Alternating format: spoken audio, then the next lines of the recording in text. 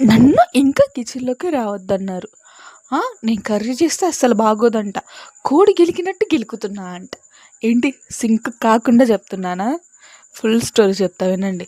సరేలే అమ్మ కష్టపడుతుంది పొద్దునుంచి మా కోసమనేసి అమ్మ కర్రీ చేస్తుంటే అలా గెరిట తీసుకొని కర్రీ చేసినా అనమాట.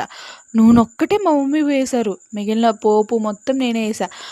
దొండకాయలు కట్ చేసింది మా అమ్మే అనుకోండి. సరేలే అని నేను కర్రీ చేస్తున్నా కదా అనేసి కట్ చేసినవి వేసి కొంచెం పసుపు, కొంచెం ఉప్పేసాను. ఒక 3 స్పూన్లు 3 స్పూన్లు వేసా అనమాట.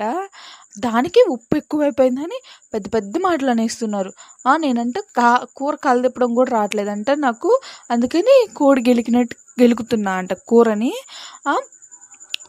మళ్ళీ ఇంకేమంటున్నారంటే, "అసలు నువ్వు కిచెన్‌లోకి అడుగు పెట్టొద్దు. నువ్వు రావడం వల్ల కూర మొత్తం చెడిపోయింది. ఇప్పుడు రూ. 50 వేస్ట్ అంట."